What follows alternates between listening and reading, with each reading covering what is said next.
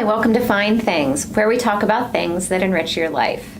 I'm your host, Angie Yazilitis, and today we have an interesting topic that I kind of want to discuss before I introduce our guest.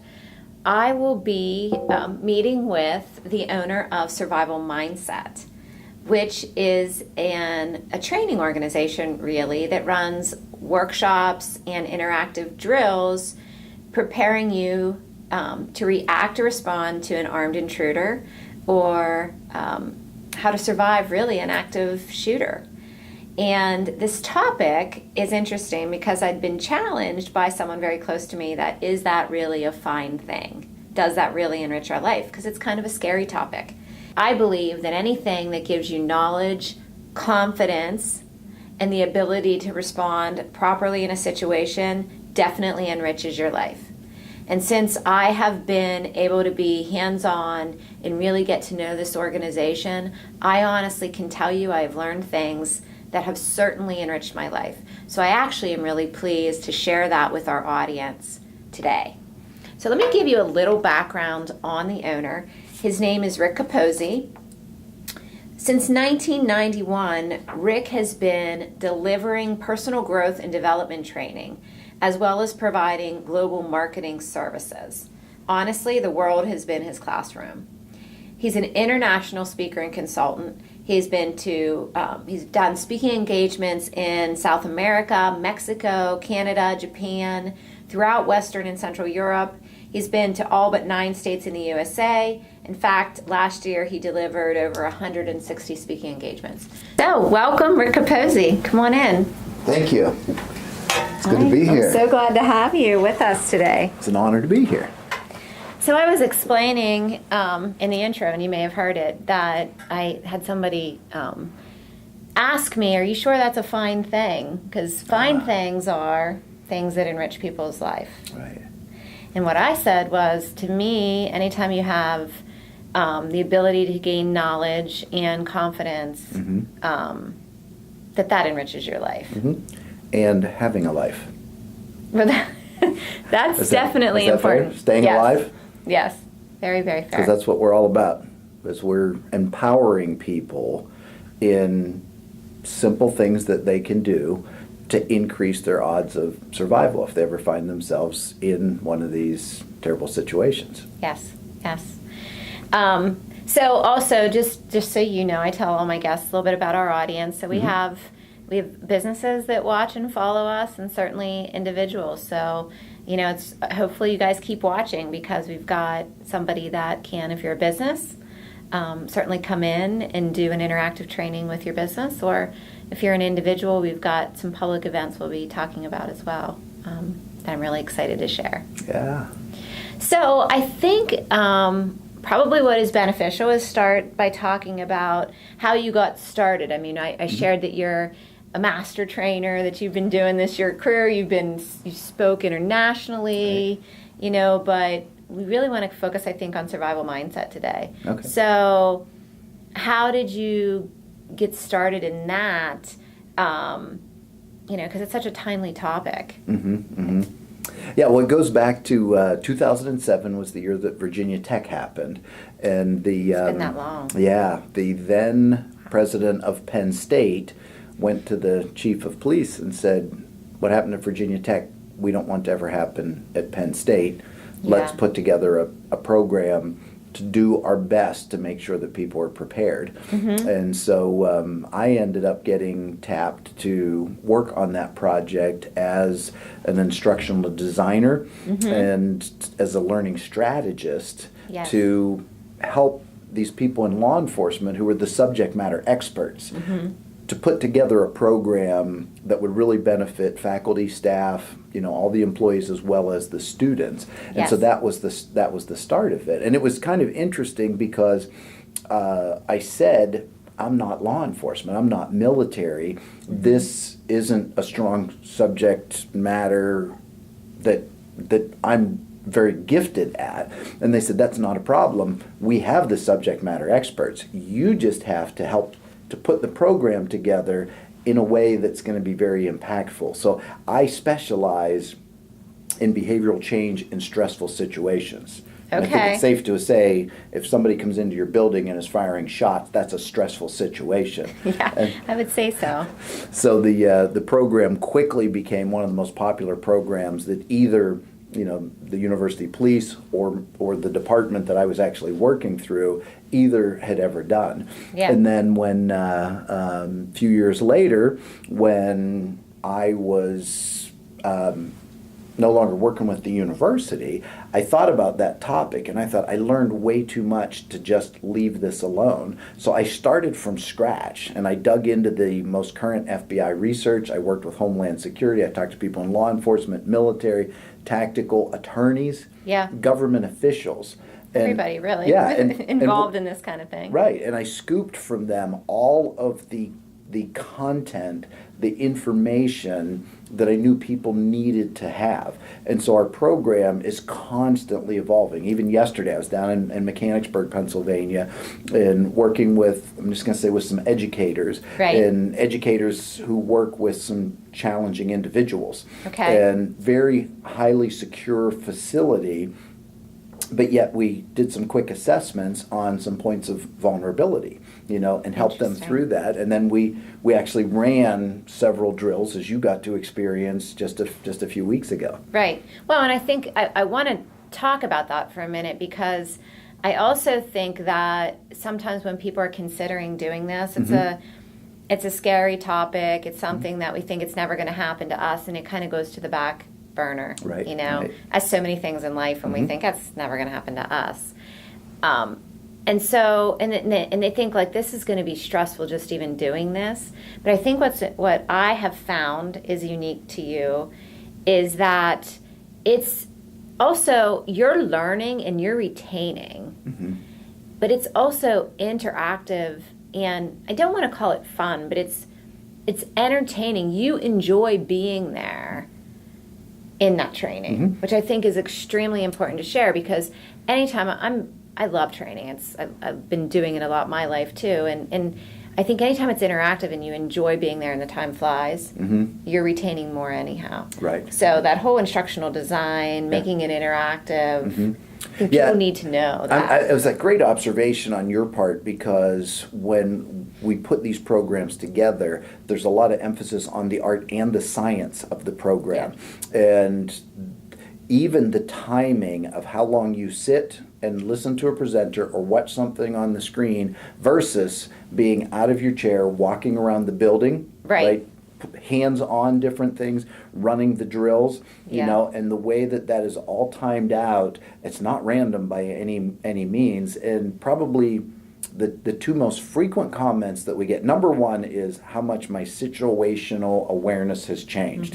When I walk into a space now, people tell me afterwards, I see the space from a whole different perspective. If I go into a restaurant, I walk in, I notice where the exits are, I create my quick mind map. I know my primary, my secondary, my tertiary routes of egress, how I'm going to get out of the building if I need to do that. And then I sit down and I enjoy my meal. Yeah. So situational awareness is the one. But the other most common comment that we get is how quickly the time goes by. Yeah. A lot of those folks yesterday, more than we typically get, had a degree of angst and anxiety about coming into the training. And what was interesting is seeing over, and it was only 2.5 hour training, seeing how from when they walked in and we ran the pre-test drill, because I like to run that one right out of the gate before they've had training, Yes. to experience what it feels like to be in an active shooter situation or active killer, armed intruder, whatever label you want to put on them, to kind of experience that and seeing their behaviors to benchmark and seeing what they did 2.5 hours later when all I did was I stood in front of the room and I popped a balloon and I said, do what you would do. And they immediately had all Responded. 6 doors covered. They had primary people, they had secondary people, there was kind of offensive, defensive. And what made me feel, I guess, the most satisfied was I looked at how their attitudes and perspectives had changed, not just their skill sets. Yeah. Right? They now felt empowered. They didn't feel like I'm going to be a victim if something like this happens. Yes. I know what I'm going to do. Well, it's really funny because my youngest son is 18, and he's a senior in high school, and we've been having these conversations, obviously, since I've Naturally, met you yep. and went to that.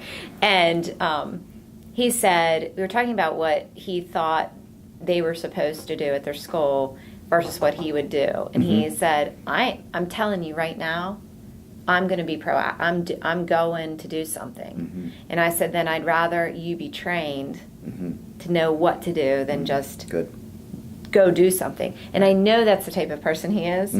So he'd be up, holding the door or doing whatever he's going to have to do, and I want him to know how to do that properly. So I think for the parents that can relate to that story, that's another reason to pay attention to when these public events are available. Right. Because we have kids that are you see what's going on with these kids now. They're standing up and they want to know what to do. Yes. And they're going to do something, so let's teach them the right way. Exactly. Teach them what to do. It's sad when you think about when they don't have the training, they don't have the instruction, or they receive bad advice. And I was going to say listen to it. I don't recommend you listen to it. The audio recording from one of the 911 calls from way back with Columbine, kind of one of the ones that really changed how we respond in these situations. Yeah, that we all know about. Yeah, but in that call, you can actually hear one of the students saying, I think we can get out the door from the library. And the instruction that they got was stay where you are, stay under the desks, which that's not the best advice based on what we know today. That's hard for me to even hear. But here's the encouraging part. When we look at what happened in Florida on Valentine's Day, the interesting part about that one, the news media talks about how many people died, how many people got shot. What they don't talk about is how many didn't. Right? When I listen to the police chatter, because this stuff is sometimes available, I listened to what was going on, and I looked at the route that young man took through that building. He should have, by all rights, killed a lot more people than he did. But it wasn't just one or two. It was a lot of people who did what they were supposed to do. Faculty members, employees, students, because they had some training. They did the right kinds of things. Otherwise, that would have been a whole lot, a lot worse of a situation. Right. Well, that's a good segue, because one of the things that's impressed me about, your organization is that you do support other trainings. I mean, you can't be everywhere in the whole world teaching this. And we partner with law enforcement, different types of agencies like that, and absolutely. So what is the difference for our audience, somebody who's watching and thinks, oh, I should talk to them? What's the difference between your training and, what are some of the differentials? I actually just had that conversation with somebody in law enforcement, and he was asking if they could refer some people to our program, even over what they were doing. And the big difference that he said is the emphasis that was put on the hands-on part of it, in running the drills. And there's value in classroom training. There's value in the online training. You can learn some things. The drawback is it doesn't build the muscle memory. Right? You told me that you can drive a stick shift, standard transmission. Did you tell me that? No, I told you I couldn't. You said you couldn't drive. I should have said, yes, I can. Sorry about that. Some of my girlfriends can, and they're probably watching it going, see, Angie. No. Well, for those of your listeners who do drive standard transmission, stick shift, they probably didn't learn to do that in a classroom. No. Right? They had to go out into the parking lot, and they had to stall out about 20 times before they got that clutch, gas, brake thing down to a science. Well, what we do is the same thing. Is when we run that pre-test drill, and we time it. We ask people, how quickly did you, I responded right away. And then we show them the video, 1001, 1002, 1003. And when you're thinking about the fact of, 5 people per minute are probably dying in an active shooter situation, and another 5 are being wounded, and everybody's life is going to be changed. The few little seconds can make such a big difference. Absolutely. And so when we go through that, and we don't just run it once, as you saw, we run reset drills. We do it over and over again, and each time people get faster and they get smarter and they figure out how to orchestrate with one another better. That would be probably the single biggest thing that we believe makes the most amount of impact, is people have now done it and they know what to do.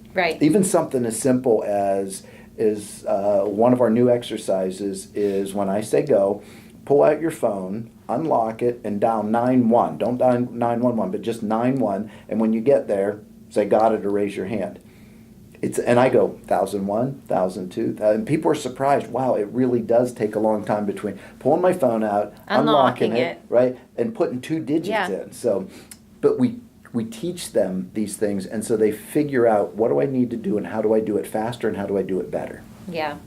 So I want you to share how an organization works with you. Mm-hmm. So like what the options are, and beyond the obvious, they can go to your website and find out mm-hmm. about you and watch some videos, and they can call. But tell us a little bit about what the process looks like if an organization wants to work with you. Yeah, so first of all, as you alluded to, survivalmindset.us is our website. We've got a lot of information. And that will be on this on the screen, not on the screen, but okay, all right. Written below. Super.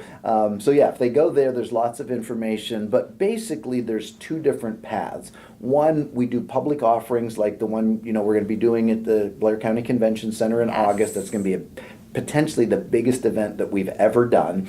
But then a lot of organizations say, I want something customized just for our organization. Yes. In that context, what we would do is we go in and we meet with we call it the inner circle. Mm-hmm. It's key leadership. It's maybe some safety people. Right. But it's that inner circle. We sit down at the table and we meet with them. Sometimes we'll go through and do a tabletop scenario where we'll say, at this time, this is what happens, what would happen in your organization, and let them kind of work through it, because it really opens their eyes up to what they're prepared for and what they're not prepared mm-hmm. for. And then from that, we will then maybe do a building walkthrough, a building assessment, and then come back maybe a month later and do a broader training where it's maybe for the entire company, organization, whatever, all their employees, etc.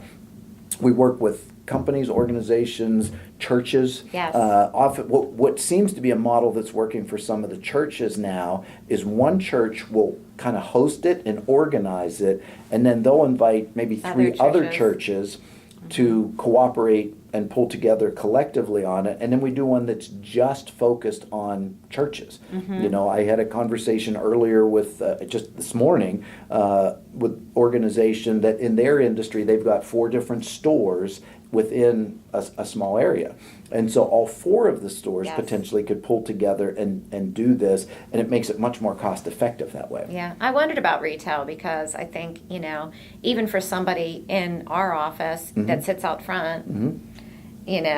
It's just when you see these things happen on the news, you suddenly feel very vulnerable. Mm-hmm.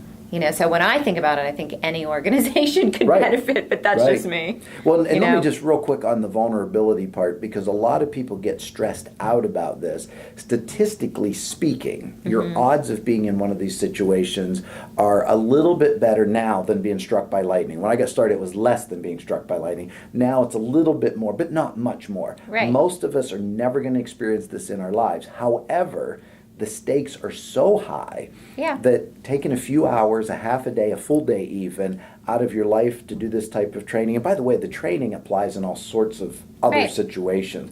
I mean, it's safety training, and some of what's part of that will apply in all sorts of different types of situations. So it's not a bad investment of some time. Not at all. So for our audience, we have most of our viewers are in Altoona, although we do extend beyond that. So we want to leave everybody with some thoughts. But for Altoona, what do you have going on? Yeah, so I alluded earlier that we have a big event. It's our 3rd year. It's actually our 4th event for the Blair County Convention Center. We've partnered with them from early along on this. They were one of the first ones to grab a hold and recognize the need and said, we'd like to open our building up and work with you in doing this to a certain extent as kind of a community service. But Tuesday, August 7th, mark it on the calendar. It's an all-day event at the Blair County Convention Center. We're doing traditional classroom training. We're doing building walkthroughs where you can look at different zones of the building and think about your building in similar zones and what you could do. If you're near a restroom, if you're near an elevator, an escalator, a meeting room, the different types of scenarios. And what's really exciting about this one is we're going to run a full-scale real-time drill. Wow. So we're not just going to do the 30, 60, 90 second that you experience. We're actually going to go through multiple multiple terrorists Right. coming into the building, and how that would play out, complete with emergency responders coming on scene. They'll obviously not be carrying real Right. firearms. Those all get switched Right. out before they even physically get onto the property.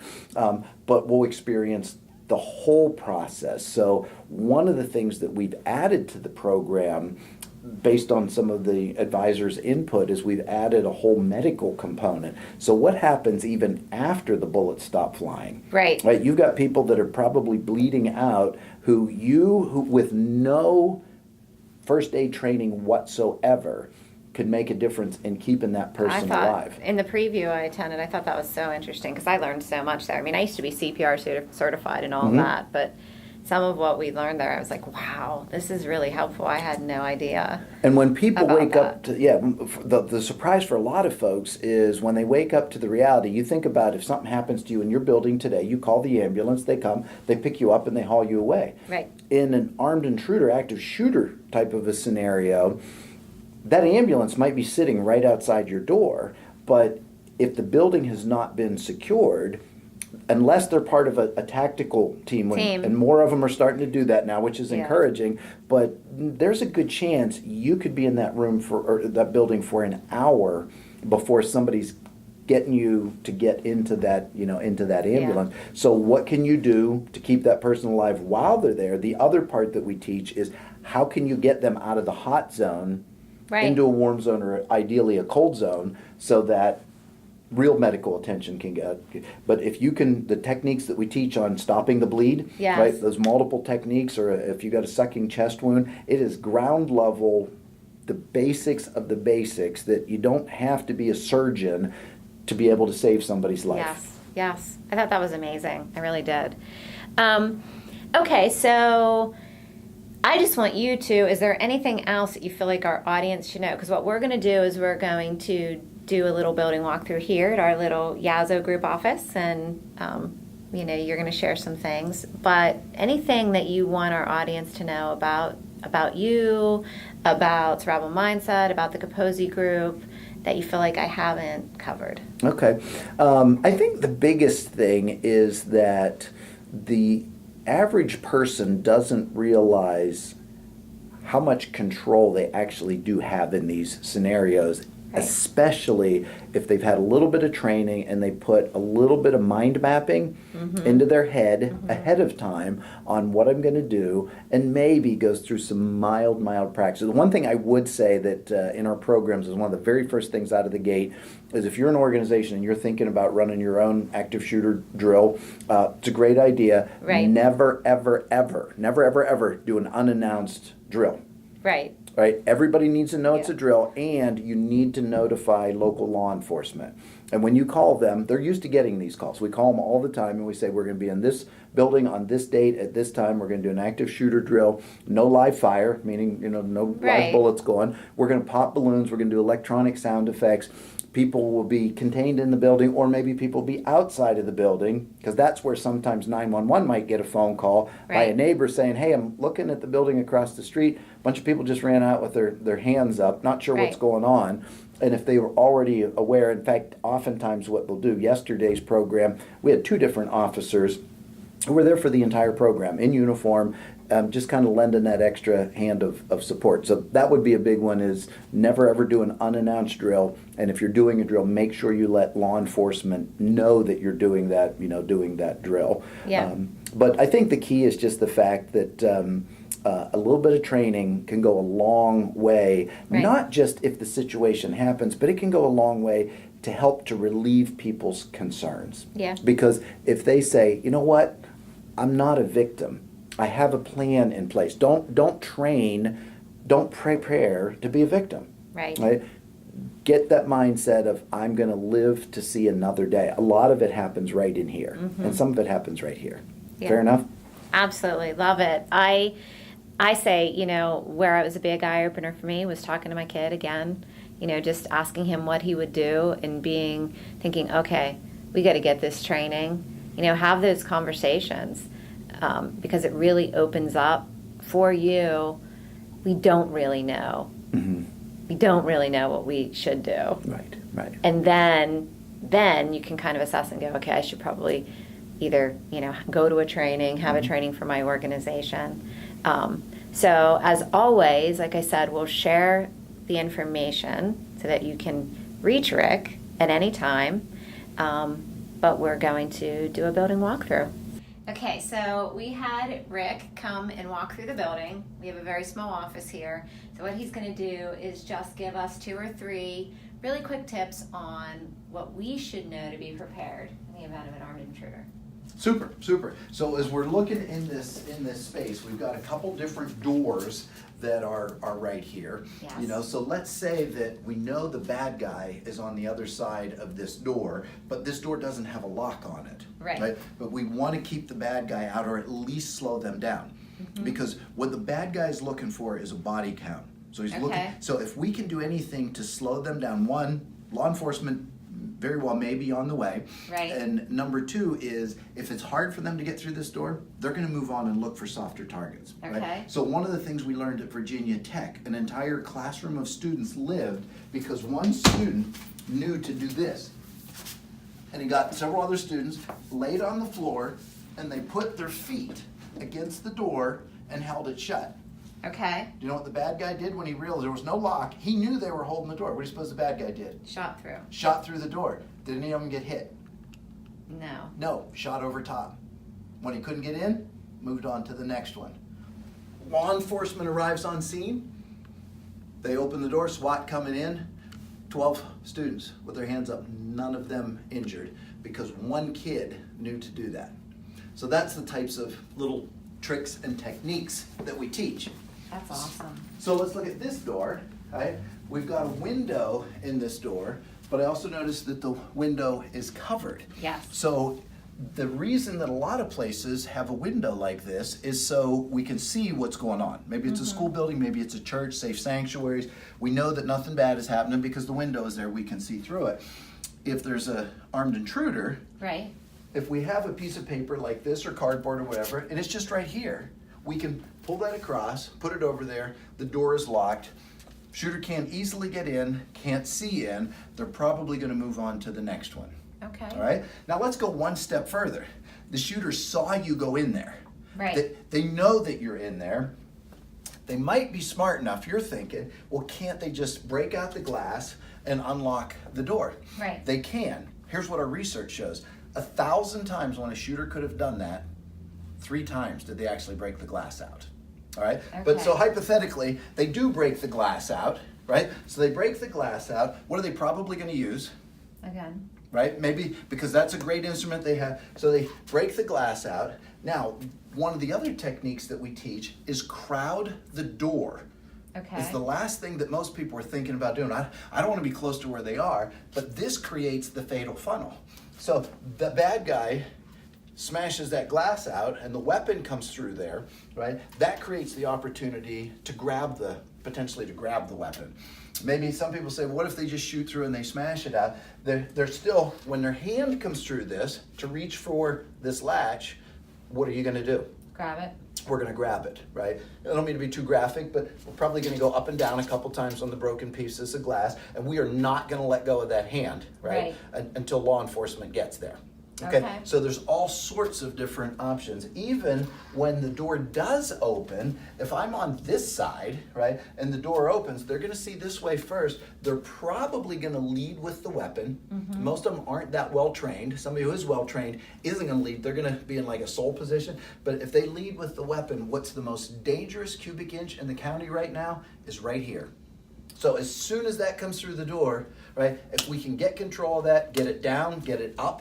If it's a slide action, if we grab a hold of that, they may fire one round, but another round isn't going to go in there. So if you can get your hands on that weapon, the shooter typically will have both hands on and is not going to want to let go. If you've got one hand on the weapon, it's not putting another round in there. Even a revolver, you can hold that cylinder tight enough, they're not going to be able to get another one in there. They're holding with both hands, you're holding with one hand. Right? Now you can palm strike to the nose, elbow, different defensive techniques, and just stay on them. hopefully you're going to be hollering at other people to give you a hand as well, because Right. there's going to be more people on your side than not on your side. Right. Let's look at one more thing. If you swing around here, I notice you've got a fire extinguisher right there. Right. This one you're going to do. Okay, so I want you to open the door. You're going to pull that fire extinguisher out. All right, now don't actually pull the pin, but obviously the first thing you need to do is pull the pin. So we're going to Right. pretend you pulled the pin. Okay. And a little technique on pulling the pin, some people struggle, is you're going to get your finger through here. Don't actually do it, but you're going to get your finger through there, and you're going to twist while you turn to get that plastic to break. It's an easier way of getting that. Okay. A lot of people don't have real strong hand strength, but if you twist and turn, right? Yeah. So pretend we pulled the pin. Okay. Now I want you to use that like a bazooka. There you go. Grab it there, and then leave the hose attached. Now you're going to point it at me as the bad guy, right? And guess what? You're in a gun-free zone, but are there lots of fire extinguishers around, Yes. right? How are you feeling right now? Pretty safe. Right? You could defend yourself again. Now, by the way, if the shots are being fired around the corner and you're telling everybody, let's get out this way, go down the hallway, as you retreat, you can be doing concentric circles with that fire extinguisher as you're backing out. There's a lot of dry chemical in there. It's going to make a very thick fog that if that shooter comes down that hallway trying to come after you, they're breathing heavy, they're getting in their eyes, they're getting in their lungs, and you're going to very quickly disable that individual. So we just want to thank you again for being on FineThings. I really think that this episode definitely enriched some lives out there. I don't know Awesome. about you. And like we say every time, keep looking for things that enrich your life, and have a wonderful day.